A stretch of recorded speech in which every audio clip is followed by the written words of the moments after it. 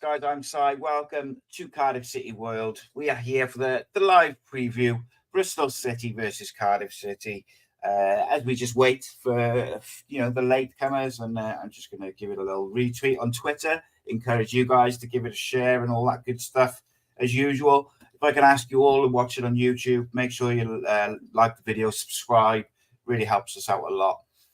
Also helps us out a lot with the algorithms and stuff like that on YouTube is after you've watched this, if you go and watch another video from the channel, whether it's Terry Phillips' History of Football, the Flower Hour, the video I dropped on Barry Murphy, there's lots of little videos, long, short, whatever you like.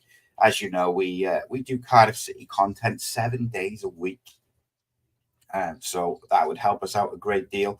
But most importantly, as always, it's word of mouth, and it's telling your friends, telling your City fan friends that there is a channel on YouTube which features Cardiff City fans talking about Cardiff City, features journalists, the odd ex-player, and a variety of content. We've got a few good things coming up over the next couple of weeks, including the videos of the live events with Willie Boland, Joe Ledley, the Question of Cardiff City, which is like a question and sport parody, Team Abandonato versus Team Terry Phillips, which is it's a good episode. It's a good bit of fun. That's going to be should be finished with the edit for that middle of next week, hopefully. So yes, lots to come.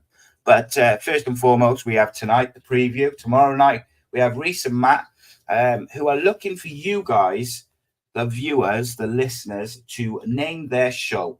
So they do usually it's the post-game reaction on a Saturday, but every Saturday night, Riza and Matt do a show. We'd like a name for it. They'd like a name for it. And maybe we'll find a little prize for the winner who selects or comes up with the name that gets selected. And then Sunday evening, I'll be here for the breakdown live, which will also double up as the post-match reaction show. And I'll also have a special guest with me from the media. So it should be an interesting show. Hopefully, we'll be talking about 3 points. But as is tradition, first of all, we look at the seven-side derby. We look at Cardiff City's opponents, Bristol City. Haven't been the best this year, but they have got a couple of players in form. But their championship form in particular at the moment is not great. Only won one in the last 6. But of course, derbies are different to any other fixture. There's always, they're tense. Sometimes teams cancel each other out, stuff like that. I actually think that Cardiff can go into this with a little bit of confidence, because I think that the whole game was a bit of a falsity. I don't even think that's a word. Is falsity a word? But anyway, you know what I mean. I'm not sure that the result necessarily reflected the performance from both teams during that game. I felt like Cardiff were all right. You could see improvements. You could see improvements in the shape, the pressing, and I actually think that we were all right. We just got punished for those mistakes, which of course happens when you get to a certain level of football, and you have to accept it and not make those mistakes. And then the Millwall game comes around, and I thought Cardiff again, many improvements in the shape of the press, the way we moved the ball. But equally, what we did do on Tuesday night is we didn't make mistakes. Largely, I would think, by the leadership of Dimitri Gutas at the back. And look, Dimi deserves a lot of credit. He's, rightly been criticised. The criticism which has been directed at him it's not been a personal thing certainly from our channel or from anywhere else in the media. He had been quite poor this season. He'd made some, clear mistakes. Whereas Tuesday night, he was a real warrior, a real leader, which meant that it was a big part of how Cardiff City were able to get over the line, get that final win the first win of the season. Should I hope it's not the final win? Jesus, the first win of the season. So Bristol most recently drew with Sheffield Wednesday in front of a 20,000 crowd at Ashton Gate. They tend to line up in like a 4-2-3-1, which is very similar to Cardiff's shape generally. Although we did line up at times in the press slightly different on Tuesday and Saturday, which I quite liked. We looked much more effective. We pressed in a sort of 4-4-2 almost, or sometimes a 4-2-4. But we'll get on to Cardiff a bit more now. Bristol have a couple of players which I really like. Pan has talked a lot about Scott Twine. He's done quite well, tends to play off the right, but he can play in the 10, he can play off the left. He's a dangerous player. Hirakua, who plays in the 10, just behind the striker, usually Armstrong. Also a tidy player. So Cardiff will need to be at their best to get 3 points. Is it going to be a very tough game? We haven't been in the best of form. But actually, very quickly, if we go through, the games, Sunderland, I think the general feeling was, we were good for 20 minutes, but the rest of it was poor. We made mistakes, got punished. Burnley, we were excellent for 30 minutes and made some awful mistakes, got punished. And even the Burnley fans said they were, it was never a 5-0 game. So in amongst those losses, I guess what I'm saying is there has been glimpses of what this Cardiff City team could be capable of. And obviously, from an attacking point of view, up until Errol Bullock left, we were non-existent. Pressing was non-existent. The Leeds game encapsulates that, where we were almost retreating from Leeds rather than engaging for any sort of tackle or ground duel. But there's been a big improvement on that in the last 2 games. And what I will say is as well, very quickly before I go back to Bristol, is, El Ghazi starting to look fitter. Look, he's way off match, being 100% match fit. But he does, like Tuesday, I'm looking at him and I'm thinking, God, when he's up to speed, he is going to be a player. He's got clear quality. And when he's fit, he'll far too good for the Championship. But what I've really enjoyed, actually, Saturday and Tuesday, is the little link-up play between Ruben and El Ghazi. I've been enjoying that greatly. And I thought Joel Bagan linked up with El Ghazi really well. So, look, there wasn't many bad performances on Tuesday from the Cardiff players. Everyone dug in, and it was good to see that bit of togetherness and that bit of, real fight. So this is interesting. Reese says, do you think for Tuesday, the first half, we were lucky? A better team would have punished us. I also don't see any improvement in the final third under Riza. They're still clueless at times with the ball. See, I disagree with that completely. With a bit of better finishing, we could have been 3-0 up in the second half. I thought we were by far the better team. Ruben probably should have scored that 1-on-1, although it got stuck under his feet a bit. And I said this the other day, I didn't think I would ever say this, but I think Kanga finishes the chance that Mate had. Mate, for whatever reason, didn't anticipate it, got his feet a bit muddled up. He just wasn't in position. Whereas maybe Kanga, who's got a bit more match fitness under him, does he finish that? Maybe, but it was certainly a chance that should have been taken. Same with Rubens, really.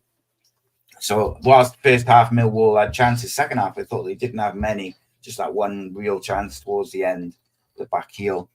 And I think you could see a massive difference. For instance, in the Leeds game, we're just running away. In the Leeds game, Ruben Colwell won the ball in the Leeds half off the defensive midfielder, maybe even the centre back from memory, I can't remember.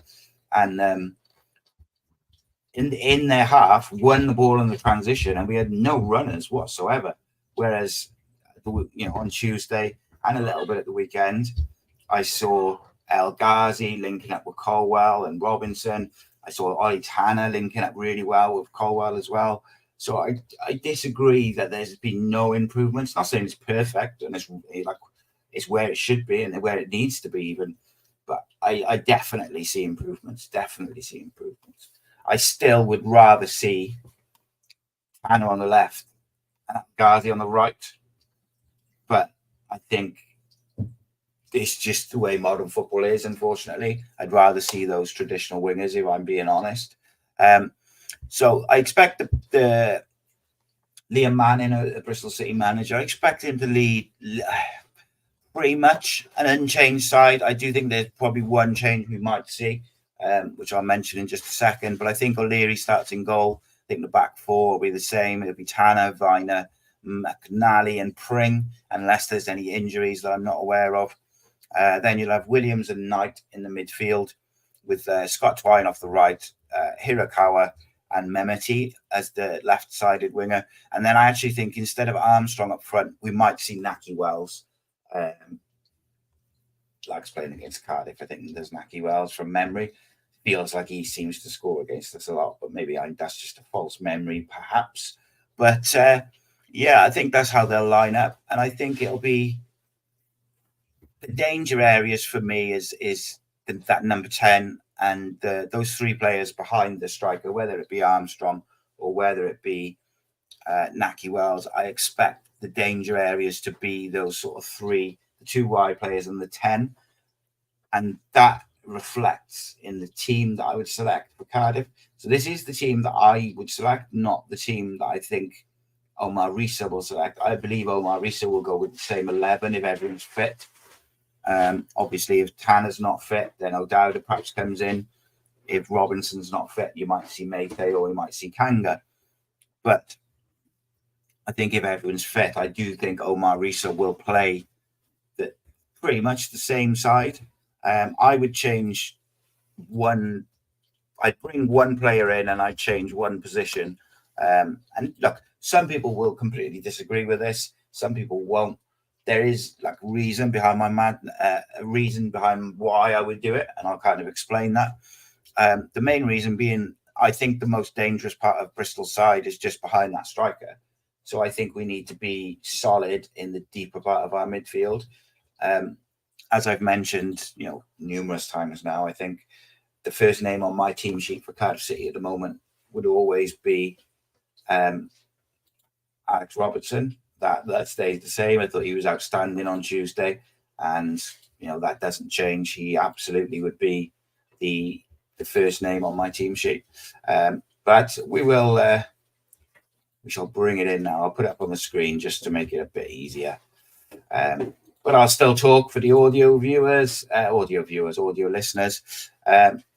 Unfortunately, I can't make it bigger, which is a bit frustrating, but there we go. If anyone knows the shortcut for Zoom, do tell me. I go with, obviously, Jack Alnwick in goal. Perry NG at the right back. Joe Bagan, absolutely a left back. Thought he was very, very good.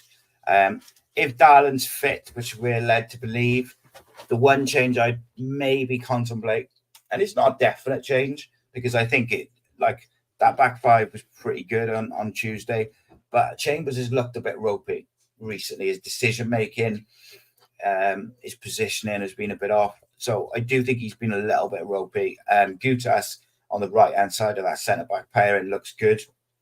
So I'm going with Gutas, Darlin, Bagan, NG, Alex Robertson as mentioned, and then I've gone Callum Chambers in the 6. So there's actually a couple of reasons for this, a few reasons really. So I've already mentioned that I believe that the Bristol, that's the danger area where they might cause us some issues. But I also believe Joe Rawls is a really good number 6 for certain games. But I believe this game is not the game for him. And this game is a game where he might get overrun a little bit. He might not, and he might go ahead and play. But I would go with Chambers. He'll be a bit more defensively aware. He'll just sit in front of a defence. It might even turn into a back three with the two centre backs, and if the fullbacks push up as well, gives you a bit of tactical flexibility. He is good on the ball as well, and he'll keep it simple. Play it to Robertson, play it to the fullbacks, and he will keep it simple. He's got that bit of physicality as well. He's a big boy. Initially, earlier in the week, I was kind of leaning towards Psyopis, but I think Psyopis has been so positionally temperamental and a bit naive this season that it'll be a massive risk. And what you don't want to do is, fresh off the back of a clean sheet, you don't want to expose these defenders by being out of position and opening up the midfield and then having them under pressure and they get a bit jumpy again.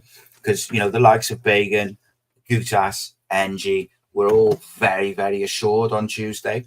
And it was actually Chambers. I think I incorrectly said on Thursday or Tuesday. I think I accidentally said that Joe Bagan made the mistake at the end, where the back heel chance comes from. It was actually Callum Chambers.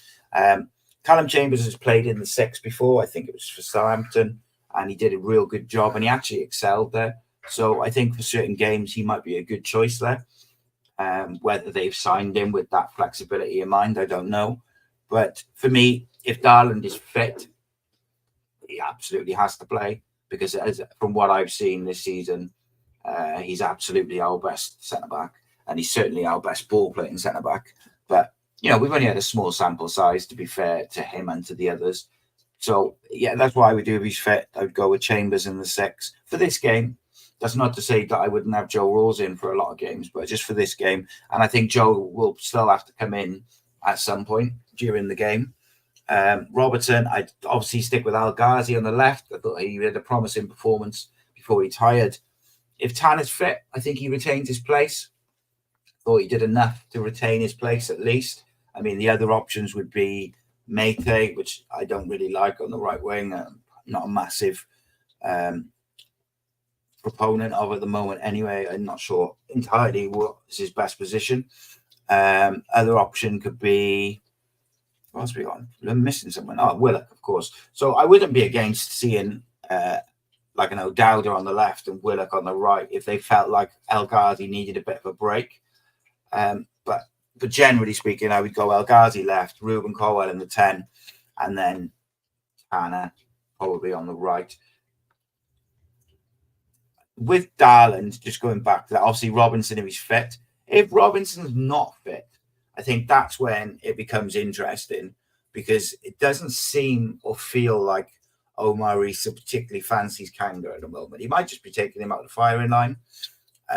But I just wonder whether we might go with, especially because it's away from home, if Robinson's not 100% fit, would we end up seeing something more like this with El Ghazi up top as a bit of a sort of false 9, whatever you want to call it, like a striker who drops in with Ruben alongside. And then you could go with Tanner on the left, Willock on the right, and have traditional wingers. I think it's unlikely, and I think even if they did go with Al Ghazi up front, I think you'd end up more with Willock on the left or O'Dowda on the left and Tanner on the right. Just wish they would do it. Paul says, I don't think they'll risk Darland. Yeah, I didn't think they would, but I kind of heard that they've been in the practice matches. He's been in the 11, but that's not necessarily nailed on, is it? And that kind of is what it is. But as ropey as Callum Chambers has been in the last couple of games, I thought he started the season well, and I think he looked really composed. It's probably a confidence thing with all of them, to be fair, and they're all a bit ropey, but the clean sheet would have done him wonders. So, I wouldn't be devastated if we had Darland was on the bench and you had Callum Chambers dropped in and the left side of the central defence. And then I would expect Joe Ralls. But I'm interested in what you guys would do, because I know Psyopis has been a bit of a scapegoat this year. But if he's disciplined positionally, because I do think he's been real naive positionally this year. But if he is disciplined in that positioning, he's a massive asset. He's got a lot of energy. He's a good tackler. He doesn't stand off. He'll get stuck in.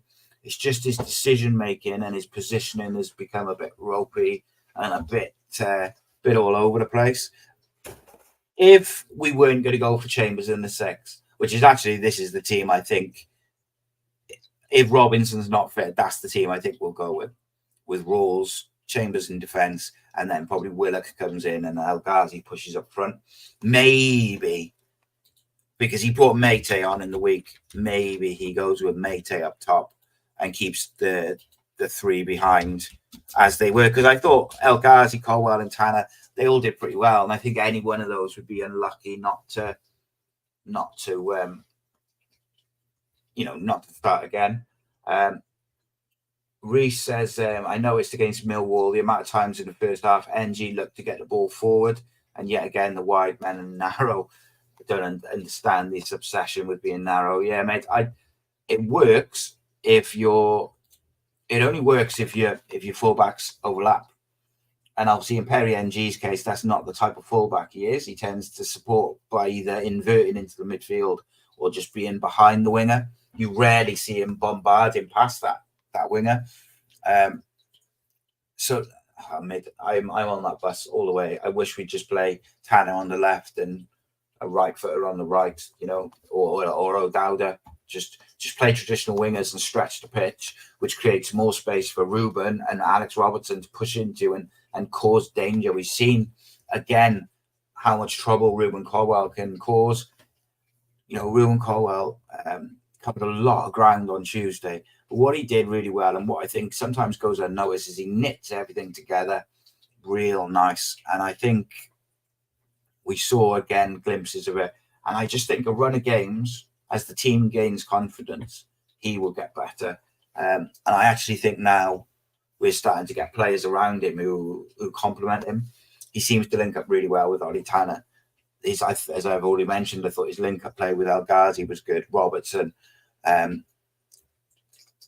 haven't heard like that Callum Robinson is out, and I hope he's not, because I think he looks sharp and he stretches defences.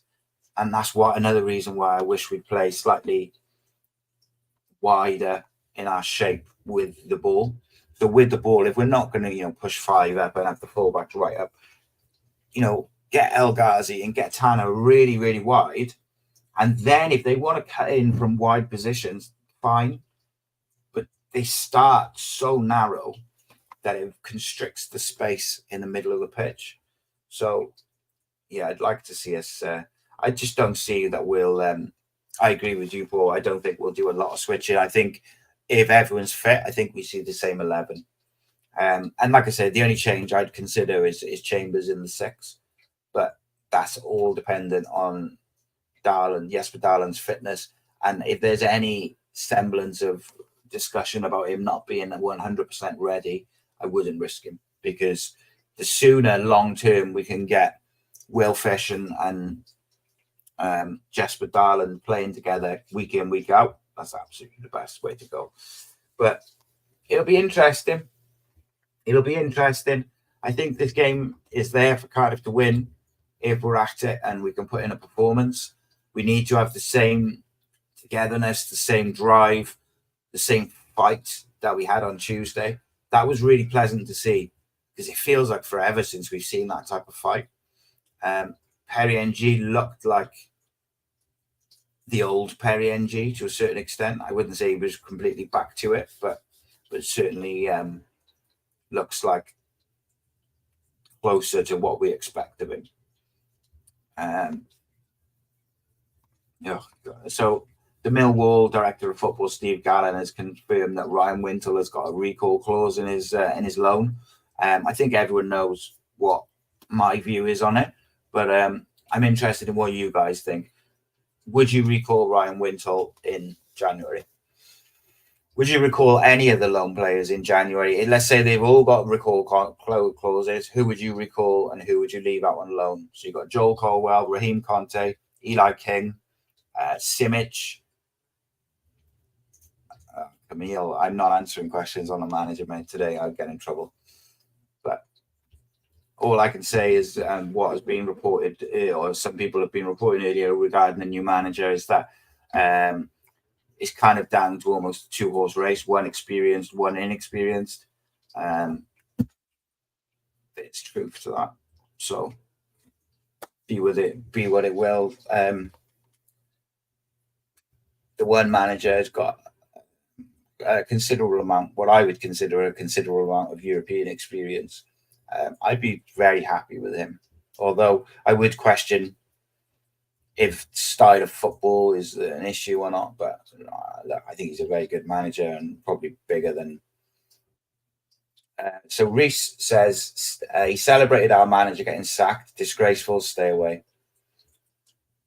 Yeah, mate. Paul says Raheem Conte I'd like, but not Wintle. I tend to agree with that, mate. I never really understood Raheem Conte going out on loan anyway. Like all of the others, or most of the others, I could kind of understand. So, for instance, Joel Colwell, as much as he's highly rated and as much as I rate him, he probably wasn't going to play a lot of first team football for us this year. So it makes sense for him to go out to Cheltenham and play week in, week out, or certainly play more than he's going to play with us. Eli King, I thought was a bit weird because he seems like he's ready to play first team football. But again, if he wasn't going to play, would he be better elsewhere? The Simic one, I think at least a part of that is down to the fact that we had too many players and we just didn't have enough time to move them out, which is down to the organisation of the management and not the management, the football club, because we know how many players we've got and we know what the limits are. So we should have moved players out quicker. Reese follows up his previous comment on Ryan Wintle and says, if our manager is sacked, it means the club is failing. And for him to celebrate that is disrespectful. Keep your personal feelings aside. Show some respect for the club and the fans. Yeah, you're not wrong, mate. Paul says, Joel Colwell, year out, will do him wonders. He's not going to play first team football here, so good for him to get games in. Yeah, I agree with that, mate. Reese says, here's a question. If the club would have known how short of bodies in the middle we'd have been, would they have sent Joel Colwell out on loan? I think... Well, this is why the Raheem Conte one made no sense to me, because he'd already dipped into first team football and excelled. He can play right back, left back, central midfield, on the wing. Like, he's very versatile, but he's also dipped in and not just done all right. He contributed vastly in those appearances. So it didn't make any sense to me, particularly with Romeo going, because you haven't got that utility player on the bench who can come in and cover a couple of positions. And when you've got that utility player, it allows you to have a few more attacking subs or an extra attacking sub on the bench. So it didn't really, and he obviously adds a bit of pace. So whilst I'm not sure, if I still think they might have sent Joe Colwell on loan if they'd known that they would be short on numbers in the middle, but maybe they would have kept Conte or Eli King. But mate, here's one for you. So I was just having a little think yesterday, and because there's been a lot of doom and gloom around Cardiff City this year, hasn't there? Like, it's all, the world's going to end, we're going to get relegated, etc., etc. So when you look at certain things in the near future, when everyone's fit and back, we will be able to field a team with a spine, excluding Jack Alnwick. We will be able to field a team with a spine of under 25 all the way through. Now, whether you agree with all these players, but whether they're going to be good enough, blah, blah, blah. But you've got Alnwick in goal, Jesper Darland and Fish at centre-back, both under 25. Joel Colwell and Alex Robertson, both under 25. Ruben Colwell, under 25. Isaac Davis, under 25. And that's not including Tanner, Bagan. And then you've got, Kay Pacquiao, Louis Giles. And there's a couple of others, your Reindorfs and people like this. So to me, yes, it's been a difficult start to the season, but the future is real bright. Like, we could be 18 months away from the majority of our squad or starting 11 being under 25. That's exciting, because those players I just named, Darland, Fish, Joel Colwell, Alex Robertson, Ruben Colwell, Isaac Davis, Bagan, Tanner, not only are they young, but they're also got a bit of ability. So I look forward to the day that we hopefully, if things all pan out well and stuff, like, I'll be so happy when we're able to field a team like that. A Joel Colwell and Robertson in the middle is exciting. Reese says, what more does Reindorf have to do to get in the first team squad? He's got to be considered ahead of Kanga. I don't think he gets in front of the squad in front of Kanga, mate. But what I do think is, I think he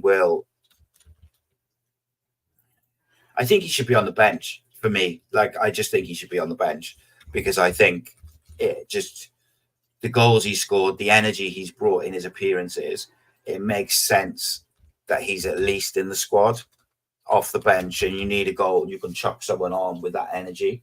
So I do think he should be in the squad, just like I think Pacquiao should be in the squad, mind, just to give us a bit of raw youth and pace. Nathan says, would you play Callum Chambers at the weekend? So he says he's not convinced by him at all. Hope I'm proven wrong. So just in case you missed it, I went through the team that I would pick. But this is the team I would pick, not the team I think the manager will pick. But I put Darland in defence, and I put Callum Chambers in at the number 6 for this specific game, due to the fact that I think Bristol's most dangerous part of their team, and also where I think they might be able to get us the most, is in the sort of number 10 area and that space behind the striker, with Scott Twine, Hirakawa, and Mehmeti. That's where I think they're most dangerous. So I think what Callum Chambers gives you is a bit more physicality. He's good on the ball. He's defensively sound and will just sit there in front of a defence. And he's obviously, the reason I've gone for him over Siopis is because Siopis has been very, very positionally naive this season. And he's caused us a lot of problems. And the last thing we want to do on the back of a clean sheet is to expose the defence, who are maybe a bit shaky with confidence. And then the reason I've gone with Chambers over Rawls is just, it's a derby. Bristol have got Williams and Knight in that midfield area. Got some legs and some physicality in there. And I just think it might not be the right game for Joe. That's not to say I don't think Joe can have a good game if he's selected. And I expect that the manager will actually select him, which is kind of interesting to me, because that's what I think we should do. But I actually think the manager will go Rawls. I think he keeps the same 11. If everyone's fit, I think he keeps the same 11. And I will caveat that with it. If Jesper Darland isn't 100% fit, then I ain't risking him, because he's going to be an important player for us. So we have to build on the improvements that we've seen over the last 2 games. We have to build on those. Holton says, any whispers on the manager's job? I've heard all sorts this week. All I will say is the latest I've heard today, and literally like an hour before the show, is it's kind of down to 2 candidates, one experienced, one a bit less experienced. The experienced one, I'd be very happy with. The inexperienced one, I wouldn't be as unhappy as some people will be, but I can see it. But it's a massive risk. It's a massive risk, in my opinion. So I hope they go for the more experienced of the 2, if that is indeed right. Because I've heard so many different things over the last few weeks from different people, from people I trust, from people who would know, from people who wouldn't know. It's been incessant. So it's been difficult to pick out the things. I just hope that the Michael Beale stuff is not true, basically, to say it like that. Nathan says, I'd like to see Chambers in midfield too, maybe in a cup game to test it out. Yeah, he's played there before, mate. He played there for Southampton and he excelled there, but it's not look, I'm not saying that Joe Rawls should be dropped. I'm saying that you need specific tools for specific jobs. You need specific players for specific games. And for me, I think this game might be, like at the start of the week, I was leaning towards Siopis. And then I rewatched the games he's played this year in full over this week. He's been all over the place. Like positionally, he's been very, very poor. And I just think that, yeah, not for me at all. Not for me at all. So it'll be interesting, mate. It'll be interesting.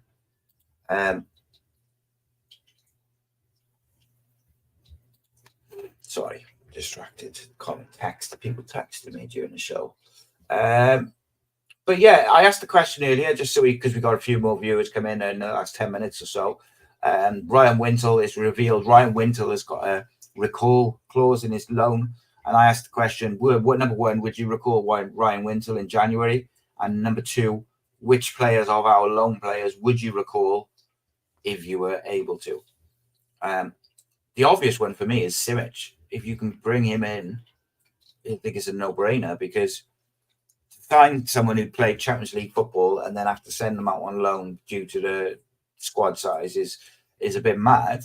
But we need striker options. If Robinson gets injured, we're kind of up the thingy without a paddle, because Mate works hard most of the time. Mate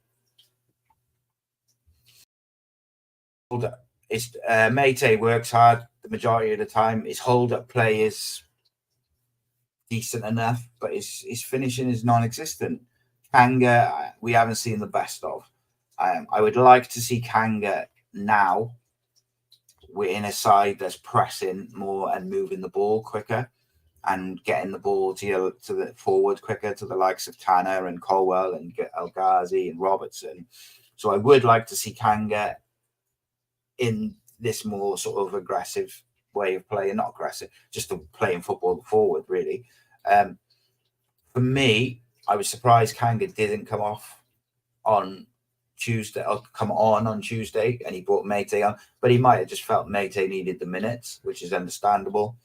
But my concern is if Ollie Tanner's not fit, who does he go with on the right?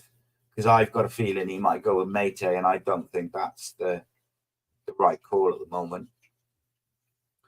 So here's an interesting one. Paul says, do you think Kanga could be sent to Tan's other club like Simic? Well, Kanga's not a permanent signing. He's a loan signing.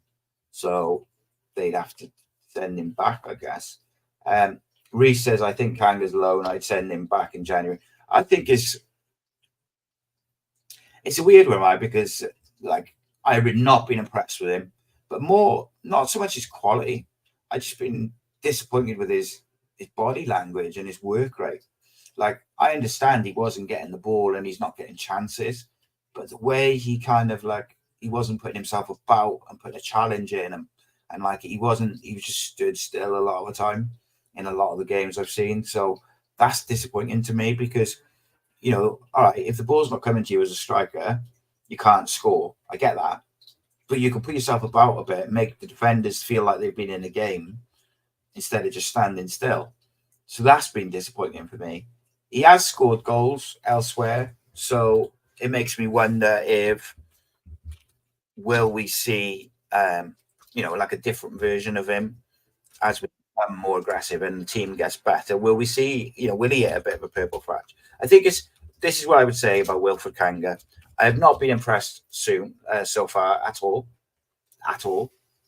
But I think it's too early to be saying send him back in January, because I think there's a long time to go between now and January for one.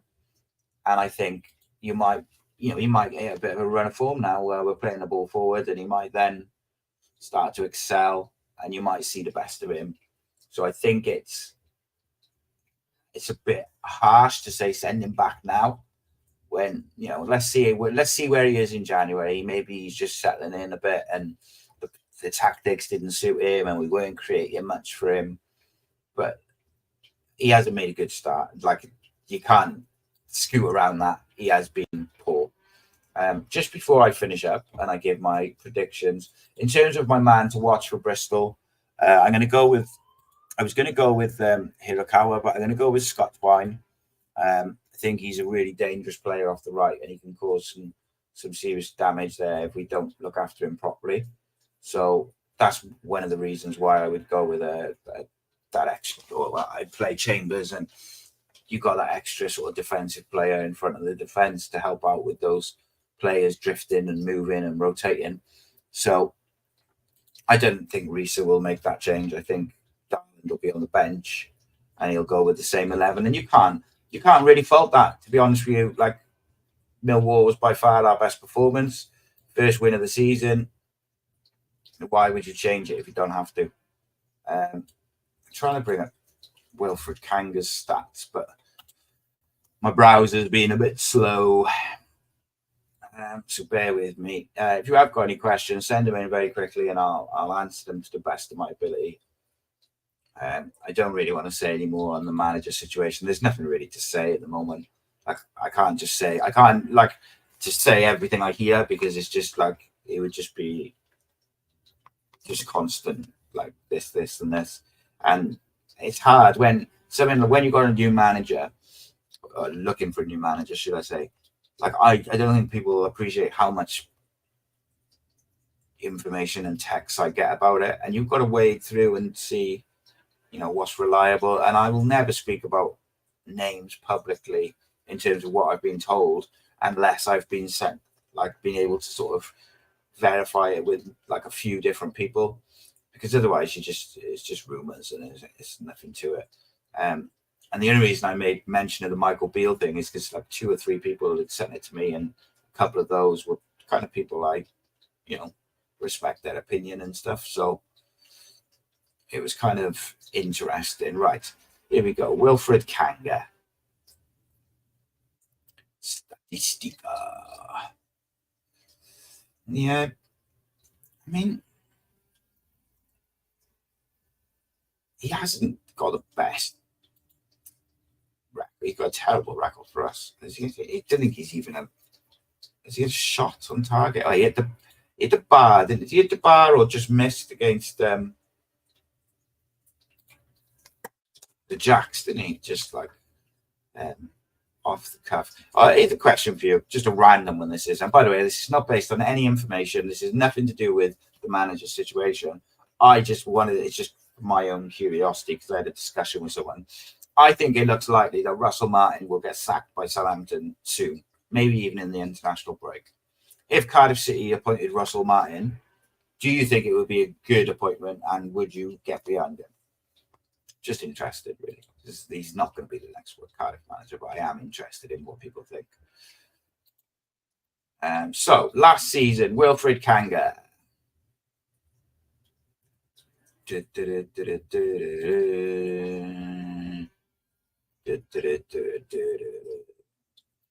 out. So, well, let me.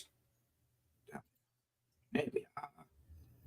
There we are. Yeah, that's just a bit of a random question for the finish off the show.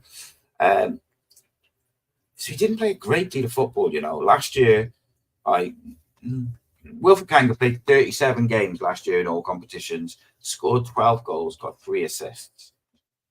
So it's not incredible, but it's not bad, It's not bad at all, like really.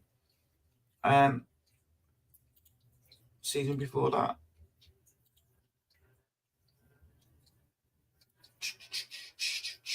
26 games, 5 goals. So, like, he has scored goals elsewhere. I don't think he's like prolific. He's not a prolific goal scorer. I don't think he was ever going to be that. In 117 appearances as a centre forward in all competitions for all teams at first team level, he scored 37 goals with 9 assists. Whenever he's played as a right winger, a second striker, or a left winger, which is a handful of games, he's never scored a goal. So I think he is a centre forward. He's never going to be prolific. It's just one of the things. Let's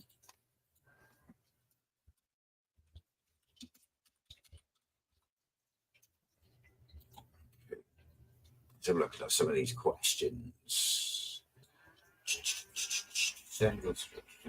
My browser is loading quicker than Wilfried Kanga. Riza says, how was Newport City Radio today? It was good, mate. Just went down first time today to just have a sit-in on the breakfast show and going to start learning the desk and stuff like that. And you'll hear me on there soon, mate. I'm looking forward to it. I've got to say, I'm really excited for it. It's doing something out of my comfort zone, something different. And I'm excited. Don't know what type of show I'm going to be doing yet, but could be hip hop, could be 90s, could be local artists. Don't know yet. We'll see. So Paul says Michael Beale on the list. You were told, yes. I did make mention of this the other day, and I want to clarify this with. I was told this by a few people, but I was also told by people who I trust implicitly and who would know that this wasn't the case. But I was told that like Michael Beale was done and blah, blah, blah. He was going to be announced next week. I was devastated, but I was told by people who I absolutely trust that it is not happening and it's a red herring and he's not a guy. So take that for what you will. There's so many rumours flying around, mate. I'd be surprised if we went with him, because I cannot fathom, right? Just on him, I cannot fathom why, when you've had problems in the dressing room, problems with the fans, the manager, whatever, bringing in someone like him who's going to just tear it all up, cause all sorts of issues straight away, upset people. Like, he's not going to get the fans on side. He's not going to get the players inside. Paul says Russell Martin does love Ruben. Reese says, no, I wouldn't take Martin. His teams can't defend. They can score but not defend. We haven't got players to play his style. Gary O'Neill, if he became available, Gary O'Neill, mate, would be an awesome manager, mate, for Cardiff City. He was one of my favourite loan players ever to come to Cardiff. He was so good, mate. Nathan just asked if the more experienced manager has championship experience. I'm actually just checking that, mate, because I believe not. But I'm just double checking that the teams that he managed, when he managed them, were in the Premier League, not the Championship. Let's have a look. Just that one, I think, was possibly. If he has, he hasn't got loads, mate, in the Championship, is what I would say. I'm just trying to check now. Yes, he did. Yeah, they finished as a runner-up and got promotion from the Championship. So ignore me. The Championship experience is there.